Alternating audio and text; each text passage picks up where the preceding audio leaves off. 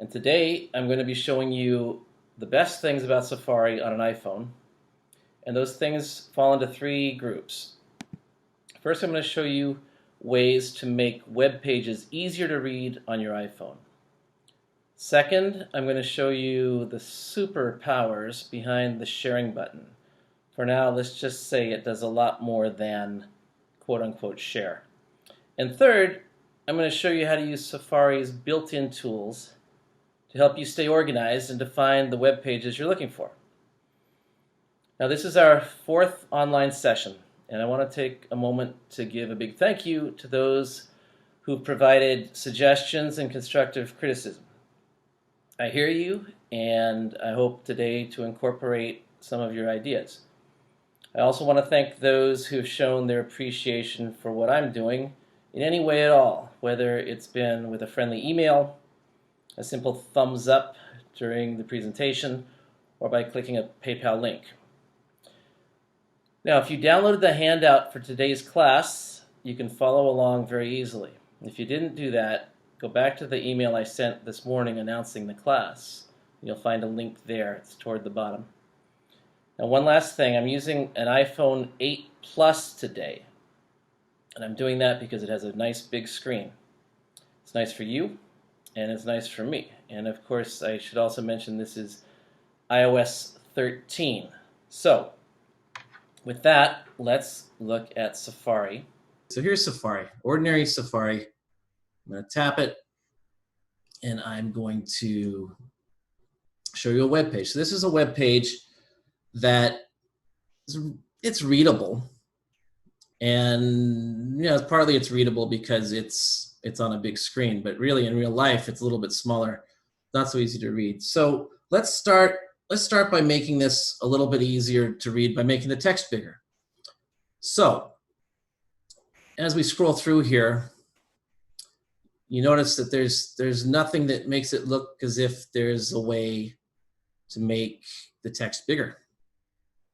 So how do we do it? Well, what we do is we've got to expose these little buttons that do make it bigger. And the way you expose them is you get up to the top of the screen on your iPhone, and what we do, anywhere up here, if you tap up there, you'll see that a little A shows up and a big A too. So I'm going to tap up there, and now you see this is the little A and the big A that I'm talking about. You've probably seen them before, but now you're going to know what to do with them. So what we're going to do with them is we're going to tap right there on those two little A's, on the little A and the big A. When I do, it drops down a panel. Now I'm going to start right here. This is to make the text smaller, and which I'm never going to do, and this is to make it bigger. And this is showing you that I'm looking at it in the way that the website is trying to deliver it. This is the size that the text was supposed to be. So let's see what we can do about that. I'm going to click on the big A, and we will see the text get bigger. Actually, I'm tapping with my finger and seeing it get bigger. And indeed, it is bigger. Now, it's so much bigger that it doesn't quite fit on the screen. So I'm going to have to back off a little bit. Now, one thing you'll notice when you're doing this on your own phone is you can't scroll around while this part's showing up here, while this little A, while these A's are showing here, you cannot put your finger down here somewhere and slide around it. The page won't scroll. So doesn't mean there's something wrong. Just means that you haven't finished. You haven't dealt with this box at the top. So in order to make that go away, just tap anywhere down here. Indeed, I can scroll around now, and this is readable. It's better, but one of the problems with this is it's got ads. You see here's an ad up here at the top, and that's the kind of clutter that on an iPhone you just don't have room for the ads. So what we're going to do is we're going to clean this up a little bit. We're going to do more than just make the text bigger. We're going to clean up the whole web page design. So I'm going to tap up at the top again, up here. I'm going to tap up here so that I can expose those two A's again. So I've done it, and let's clear those things. So I'm gonna tap with my finger rather. I'm gonna tap on here. All right, so here we go. When we tap these A's up here again, you know the part that we already saw. We saw this part, but now we're gonna show this part, the reader view. So the way we do, well, what we do with the reader view is we make this a whole lot better. I'm gonna tap show reader view. When I do, if I clear out my markings, you can see this I can read, okay? That's really nice. So what Reader does is it strips away everything but the stuff you want to read. It strips away the ads, it strips away all kinds of fancy things, and it just gives you the text. So I mean, this is something I can really, really read. And by the way, that's my website. So you do reader view and you can read this thing. So now what else can we do? So that's kind of step 2 on our handout is I've, well, step between 2 and 3. Now we've got to 3 and we're in the reader view. But we can do other things up here. If I tap up towards the top again, you see my reader view options have gone away. But I'm going to bring them back because I'm going to click up here because we know that up here there's something good. So I'm going to tap up there and scroll down a little bit. And now I'm going to tap where you see our A's look a little different than they used to. They used to be black A's against white. Now they're white A's against black. So we're going to click on that, and this gives us more options for the reader view. So among other things, I can adjust the background. So this part down here is the background color.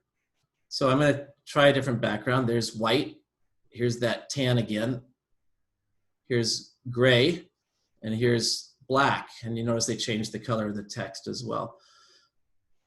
But that's not all we can do. We can also choose the font. So right up here, I can pick a different font. So I'm going to pick a different font. If some people like serif fonts for when they're reading a lot of stuff. So I'm gonna give us a serif font. So I'm gonna touch where it says San Francisco right now, and now I see all these other fonts. So why don't we try New York? So I'll tap New York, and now if I go back, and now if I tap the A's up here, this goes away. And see now that the text is completely different, but it's the same text. It's just a different look, and it's really, really readable.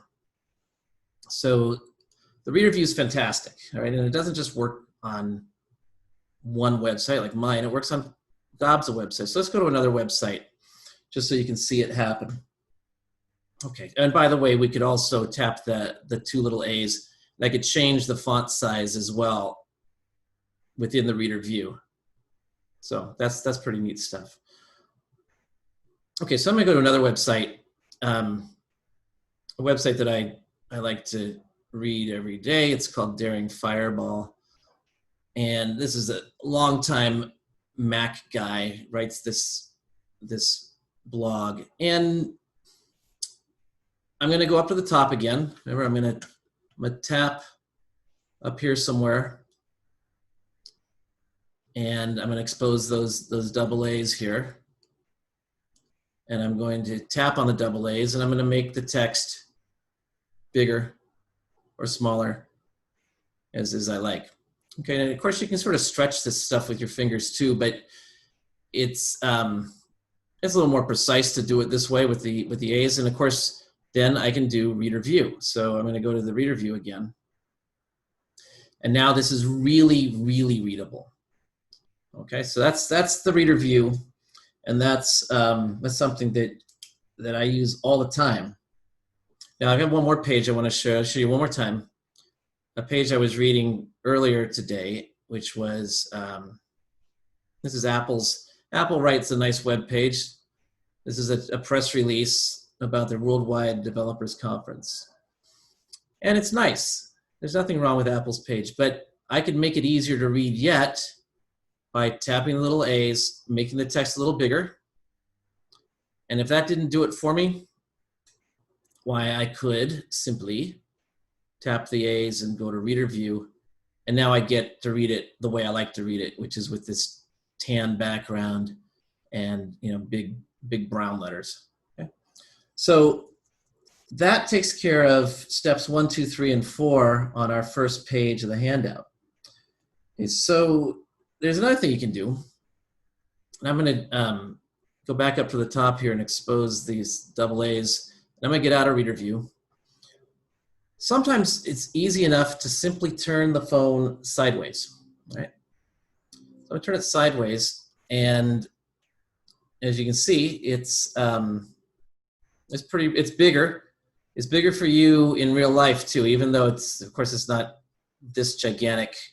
But when you turn your phone sideways, you're going to get a bigger font most of the time, not always. Okay, let's go back to our vertical. I want to show you one more really neat way to make a web page easier to read. And that is to make the iPhone read it out loud to you. When we're in any web page or anything that's on the screen, you can turn on this screen reader and it'll read out loud what's on the screen. Now to get there, you've got to go through some settings, and that's in the accessibility section of settings. You'll see something called Speak Screen. Okay, but I've already turned it on, and the way you access this is by using 2 fingers and swiping down from the very top of the screen. Newsroom open menu for the first time. Apple will host its Worldwide Developers Conference virtually, beginning June 22nd. Cupertino, California. Apple today announced it will host its annual Worldwide Developer. This box is the thing that pops up when you get into Reader View, and you see it tries to collapse, and then it kind of fades out to get out of the way. But if you touch it again, it expands. It can be dragged around. I can put it somewhere else, but I'm going to leave it in this blue box so we can highlight it a little bit. So I can't control how quickly it goes away. I can make it go away myself by tapping here. It'll go away. It'll collapse, but then I'll tap it again, it'll get big again. So one of the things you can do in here is, of course, I can play and pause. I can hit a play button. Beginning June 22nd in the Apple Developer app and on the Apple Developer website for free. So I'm going to pause that, but I can also speed it up. So you'll see here a 1 times 2 times kind of thing. So let's play it. Are all developers. The company also announced the Swift Student Challenge, an opportunity for student developers to showcase their love of coding by creating their own Swift playground. Now in its 31st year, WWDC 20 will be an opportunity for millions of creative this is back to normal. And innovative developers around the world to get early access to the. Now when you want this to go away completely, you can just tap the X here. This is really, really handy. It doesn't just work in Safari, but it works especially well in Safari. So sometimes you have a long document to read like this, and you don't want to read it. Maybe you're in the car and you want it to read for you. So this is how I do it. Okay. So that takes care of our first section. That's the end of page 1. The question has been asked: do all websites offer Reader View? They do not.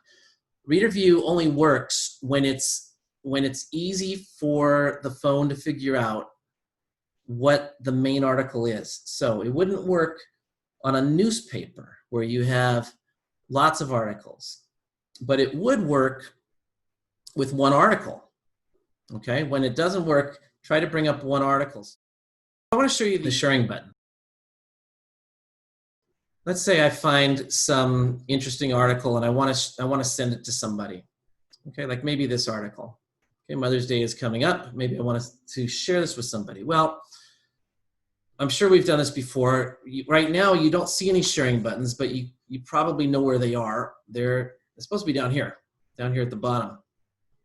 but it's not there because Apple has them go away. They have all the buttons go away so they don't distract you. But if you tap down there, like I just did, I tapped in that blue area, now these buttons showed up.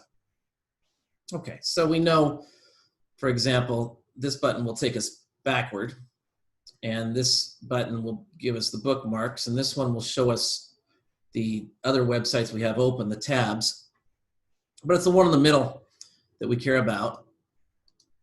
So indeed, this is the one we're going to click. This is the so-called sharing button. Now, Apple uses that sharing button icon kind of loosely because there's a lot more to do than sharing. But let's do it. I'm going to tap the sharing button, and we get something like this. We get a page that shows me where we've sent things lately, okay? So if I were to tap here, it would make a text message, and it would send it to this particular person, okay? Hi, Carolyn. So I do this, and I send it, and it's gone. Well, we've all done this before. And if I were to choose, let's say I'm going to send this to my brother. I'm going to tap the sharing button again. This time I'm going to tap mail down here. So the ones up here are the ones I've sent things to lately. But the ones down here, these are sort of generic. I'm going to tap the mail. And now I'm going to address this to my brother. Here he is. Okay. And so ideas for you. Okay. Right. He's going to wonder why this is happening, but I'm going to send it anyway. So one of the things that's sort of interesting is if I went to another page, let's say I go to this Daring Fireball page and I want to send this to somebody, and if I tap down here in the sharing button again, what should happen, if I send enough things to my brother, which I haven't, it would show, instead of a sharing messages, it would show a sharing mail icon. So I guess I should write to my brother more. Make a note of that. But the point is that this section up here, these are things that you've done before and reasonably frequently. Okay, but that is not really the whole thing. Everybody knows how to do that. But it is smart that it knows that you like to email certain people and you like to text certain people. Here's what's really cool, is if I go here to share again and I start pushing up, now I see some other good things. Okay, it tells me what I'm going to do. It already tells me up here that we're still talking about this website called Daring Fireball. I'm going to share this somehow. Here's the first thing I'm going to do. I'm going to add it to my home screen. Now this is really neat. Let's go look at my home screen for a minute. And as we look at my home screen with these blue bars, I've got apps like anybody else. Many of these are standard apps, but I want to have a shortcut to get to Daring Fireball because I read it every day. So here I was in sharing, right? So we've gone to the web page. I've gone to share down at the bottom. I scrolled up a little bit and I'm going to say add to home screen right here. Okay, when I do this, they ask me what I want to call it. And this seems like a good name for it, but I could abbreviate it if I wanted to. This is all up to me. I'll make it just DF, just to show you that I can do it. So the address is shown here. The icon it's going to get is shown here, and the name I'm going to have underneath it is shown there. And of course, I could have left it alone as it was. So I'm done typing that, and look, now you see on my home screen, I have a DF. Now they didn't put it on my first page, which is okay, but let's take this and we'll get it kind of wiggly here, and I'll take it to the home screen here. So now I have that there. Very nice. So now, no matter which web page I'm on, I'm going to go to some other page. Let's go to, I'll go to Apple again. So here I am reading Apple's page. And now I decide I want to go to Daring Fireball and I don't want to have to type. Well, I'm going to go home and I'm going to touch my icon right here. So this looks like an app, but it's really just a shortcut to take me to the website that I like. So there I am, straight in. So that's pretty neat stuff. So I'm going to actually do it again. It's so neat. So let's go to another web page. I'm going to go to my web page. Let's say this could happen to you. You might do this yourself. So I've gone to a web page. I see the address up here. Okay. Wow, you can get remote support from me. Cool. So I'm going to use the share button down here at the bottom. And I'm going to tap that. And then I'm going to scroll up. That's the key. You got to scroll up. Let's clear these drawings. Let's scroll up, scroll up, scroll up until I see add to home screen right here. So let's add that one too. And you can see if I do add to home screen, shows you what it's going to look like. Now this name's way too long. So I'm gonna change the name. I'll just erase what's in there and I'll put in CB. Okay. So now I tap add, and now I've got a link to my own website. So let's go put this next to the other one. I'm gonna hold it till it wiggles. I'm gonna drag it over. Really about the hardest thing there is to do, but managed. So I can go to Daring Fireball like that. Back to the home screen with using my home button, or for you with newer phones, swipe up. And then I'm gonna touch this guy here. And there I am on my own website. So really quite a nice thing to be able to make a couple shortcuts for websites you like. So I do have a few on my own phone. This phone is not the one I'm currently using, but I do put a few shortcuts on there, and I find it very, very handy. Now, one thing, by the way, that makes all this work is that websites nowadays have this idea of being responsive. And responsive means that instead of seeing the same website that you would see on your Mac on a big screen, instead of seeing that screen shrunk down to your iPhone screen, it's actually like a different layout. So you notice this a lot when you go to nice websites. The text and the pictures all kind of rearrange themselves to fit. They're more vertically oriented. That's called responsive design, and it's one of the reasons why using an iPhone now to look at web pages is way better than it used to be. Because it used to be you were just getting a big web page shrunk down. It was really impossible. So, okay, so there's one more thing I want to do. Let's say we are looking at a web page and you see something that you want to print. All right, so let's go to I'll go to read this article here, and I decide I want to print this article. Okay, so here it is. I want to print this. How am I going to print it? Well, there isn't any print button. There's no Command P. But once again, we're going to expose down at the bottom the buttons that we need. So in this blue area. So I'm going to touch down there. The buttons are exposed. I'm going to now hit the button I really care about, this sharing button. And in the sharing button here, we're going to slide up in this panel. And looky there, there's print. Now that's nice. So when we go to print, the key to printing is that your phone has to be on the same network as your printer. So if you have a Wi-Fi network in your house and your phone has joined that network and your printer is on that network too, then you should be able to print. So I'll show you what that looks like. I'm going to tap where it says print, and I get a box. And here it's showing you what it's going to look like. And in fact, not only does it say how many copies here, well, probably one is going to be good, and all pages is probably pretty good. Also gives you a chance to pick the printer. So I'm gonna choose a printer here.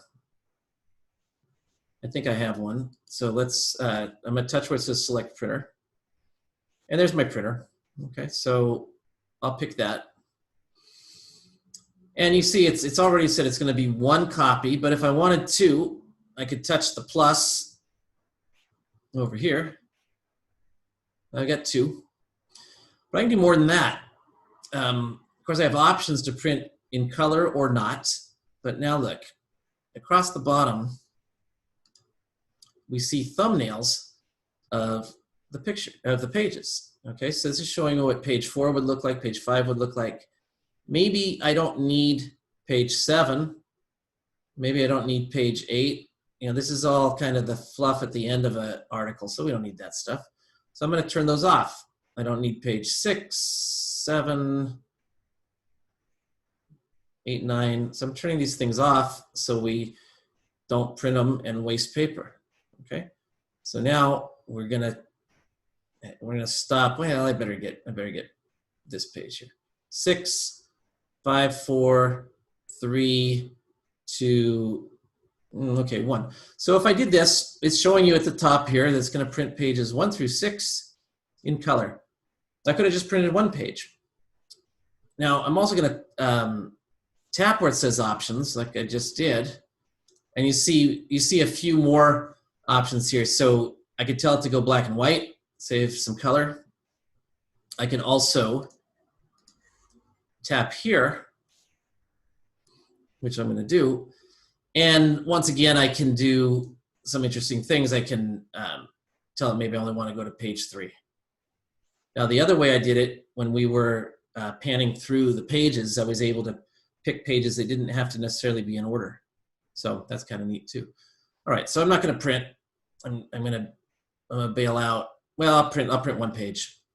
Let's print 1 page. And when I do, the nice thing about doing that is if we later decide to print again, tap the share button, scroll way up, go to print.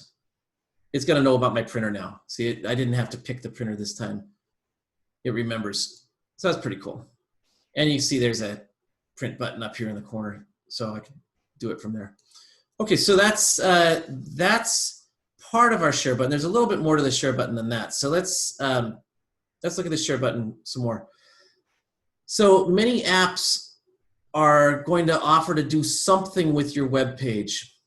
You can't really tell for sure what they're going to do just by looking, but you know, if I have a web page there and I want to email it, that's clear. Touch the email and it makes an email. Touch the messages, makes a message. Send it by WhatsApp. But if I tap notes, for example, here, who knows what it's going to do? Well, let's both find out.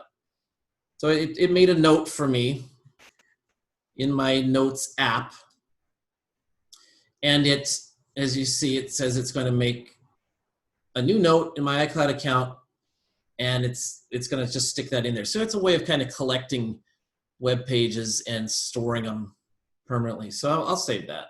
Why not? I click save.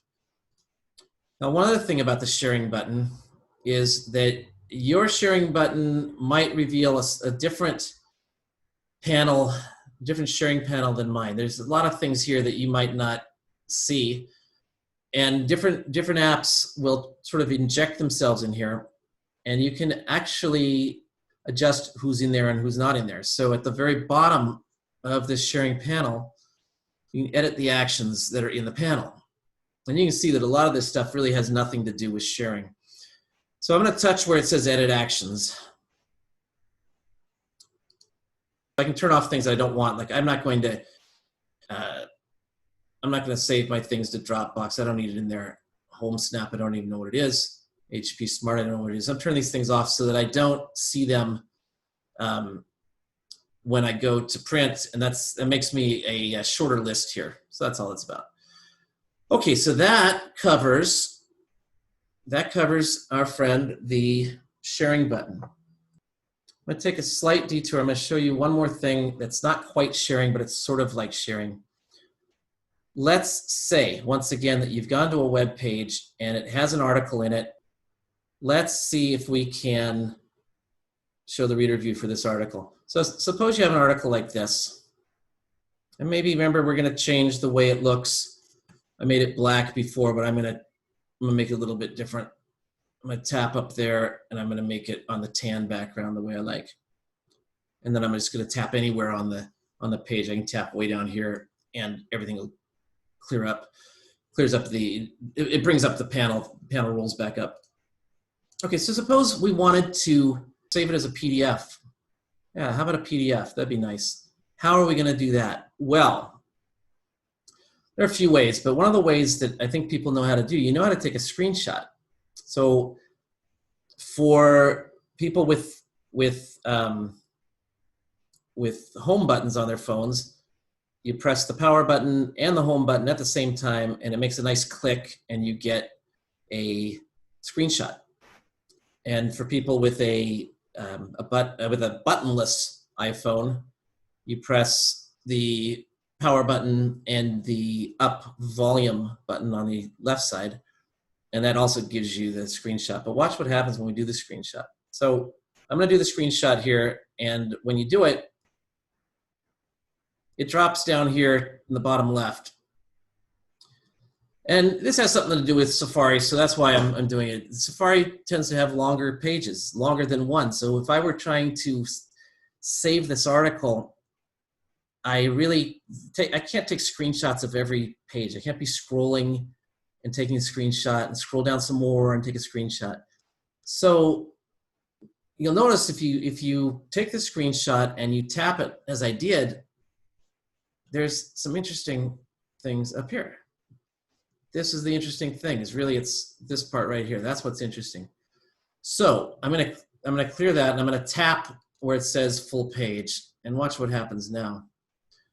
So full page means full web page, not full 8.5 by 11 page. And what you see on the right now, this here is the whole web page from beginning to end.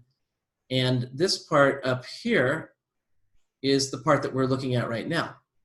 So let's see what happens here. So I can scroll down through that, and you can see, this is a very long web page. Okay, so there you go. Now that we see what we've got, now I can do something good with it. I'm going to share. See?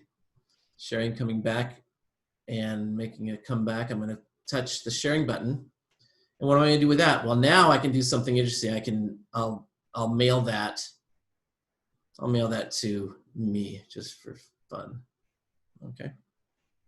All right, so look what it's sending, this whole big long thing. So that's kind of neat to be able to do that. So just remember, it started with a screenshot, and then it finished with you tapping up here. Well, you had to tap full page first, and then do something with it when you're done. And I'm going to send it. There it goes. And now if I say done, can't just say done, I have to tap it. But if I tap done, ask me what I want to do with this, and looky here. Now it offers to save this PDF. Yeah, see, it's no longer just a web page, it's a PDF. It'll save this PDF into my files on my iCloud drive. So sure, why not do that? And this is what it's going to do. That's great. I'll put it in this thing that says blog screenshots. That's kind of what it is. And let's say save, and away it goes.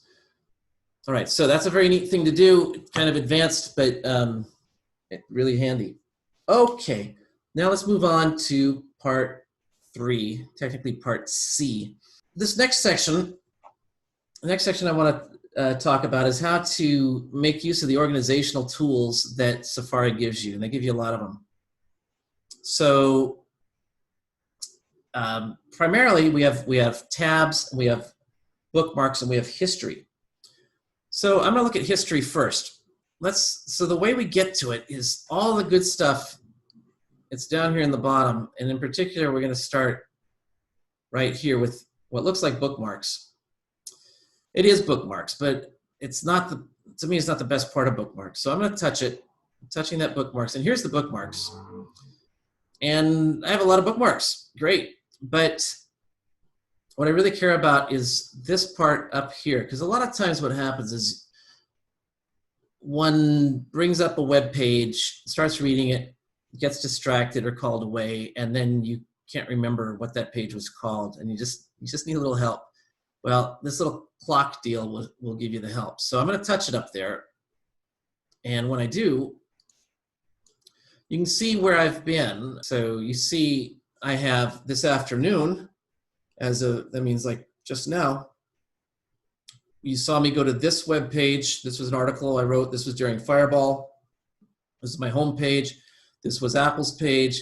This was the Mother's Day ideas I sent to my brother, and so on and so forth. So very easy for me to scroll through here and find the things that I was looking for. So if I want to read this article about the new 13-inch MacBook Pro, I knew I saw it somewhere, and here it is. So I can touch and go straight to that article. Very handy. So that's the history. Okay, history is great. Now the other thing that you've got tabs. You're probably used to seeing tabs on your Mac when you're in Safari and you click a link. It probably opens it up, not in a new window, maybe not even in the same window, but in a new tab in the same window. Well, we have that on the iPhone too, in a way, and that starts down here.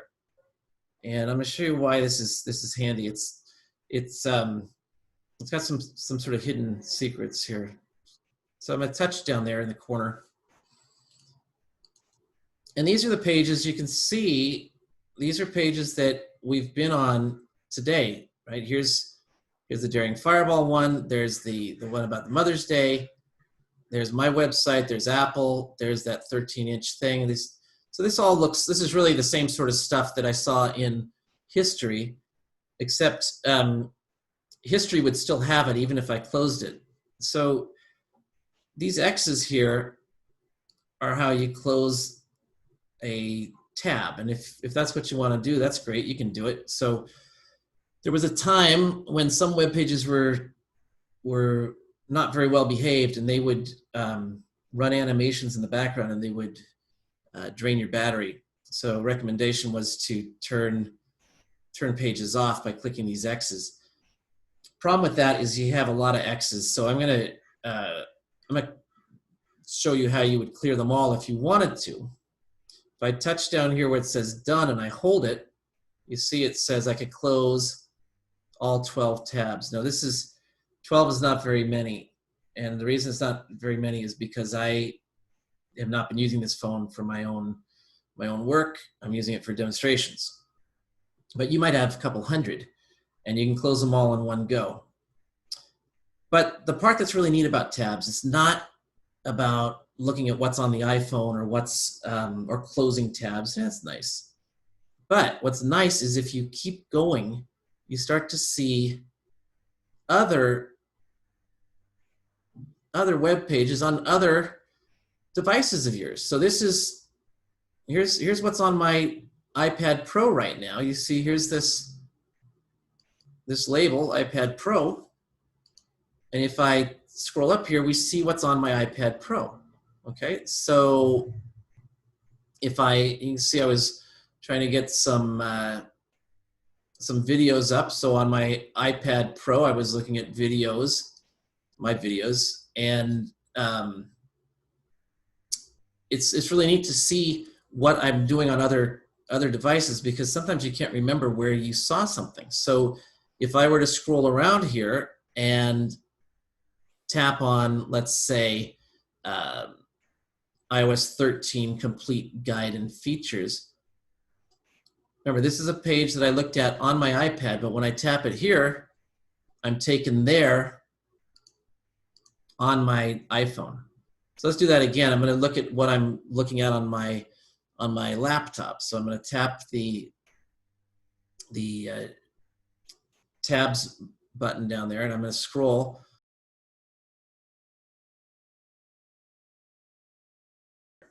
Here's what's on the Mac Pro. These are web pages I've been looking at there. It goes some more, and here's here are some things I'm looking at on my other iPhone. Okay, so I could look at a signature generator, which I was testing out. So I can just jump to these things, and it's really, really, really handy. So let's do one more. Let's look at what I'm looking at on my laptop. So back to the button down here. So this is especially handy if you jump back and forth between your laptop and your phone, or your iPad and your phone. You're going to see all of these other websites. And here indeed is my MacBook Pro 13. And this is something I was trying to help someone with the other day, how to sign into CBS. And there you go. So I could bring that page up just by tapping, even though it was on my laptop. I'm viewing it on my phone. So that's very powerful. The reason that works is because of something called iCloud tabs. So if you were to look in your settings,